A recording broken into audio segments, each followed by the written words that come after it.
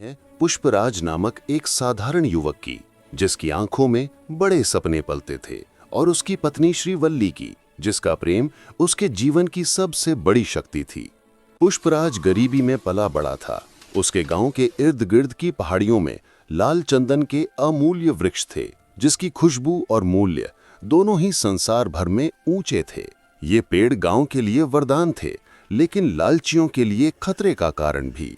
पुष्पराज जानता था कि ईमानदारी से इन पेड़ों की रक्षा करके तो कुछ नहीं मिलेगा, लेकिन अगर उसने इसे बेचने का जोखिम उठाया तो वो अपने और श्रीवल्ली के लिए एक आलीशान जीवन बना सकता है।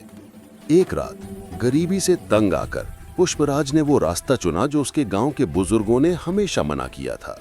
उसने चोरी छिपे लाल चंदन की लकड़ी काटना शुरू किया। शुरुआत छोटी थी, लेकिन उसकी हिम्मत और चालबाजी उसे जल्दी ही शहर के बड़े बड़े तस्करों के बीच ले गई। श्रीवल्ली, जिसे अपने पति के इस खतरनाक रास्ते पर चलने की जानकारी थी, वो रात दिन चिंतित रहती थी। उसने कई बार पुष्पराज को रोकने की कोशिश की। पुष्पराज, ये दौलत खून और पसीने से नहीं बल्कि चोरी से कमाई जा रही है, इसका अंत कभी अच्छा नहीं होगा। पर पुष्पराज के कानों पर लालच की पट्टी बंधी थी। समय तेजी से बदला। कुछ ही वर्षों में पुष्पराज ने न केवल चंदन की तस्करी में महारत हासिल की, बल्कि अपने खुद के सिंडिकेट का मालिक बन गया। वो अब गांव का सबसे अमीर और सबसे खौफनाक आदमी था। वो आलीशान हवेली में रहता था, महंगी गाड़ियां थीं और लोग उसे पुष्पराज सिंडिकेट के नाम से जानते थे। उसने श्रीवल्ली के लिए बेशकीमती गहने बनवाए, लेकिन श्रीवल्ली की आंखों में खुशी के बजाय एक गहरी उदासी बस गई थी। उसे वो सादगी भरा जीवन याद आता था जब पुष्पराज गरीब था पर सच्चा था। फिर एक दिन किस्मत ने करवट ली।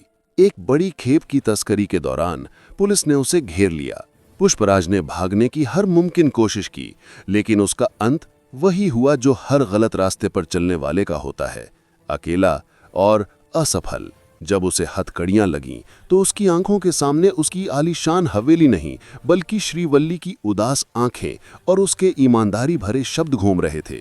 चंदन की खुशबू अब उसे दौलत नहीं बल्कि पछतावे की बू दे रही थी। उसने सब कुछ पाकर भी सबसे जरूरी चीज खो दी थी, शांति और सम्मान। अंत में जब पुष्पराज जेल की सलाखों के पीछे अकेला था तो उसे महसूस हुआ कि असली दौलत मिट्टी के नीचे दबे चंदन के पेड़ों में नहीं बल्कि उस मिट्टी पर ईमानदारी से चलने में थी।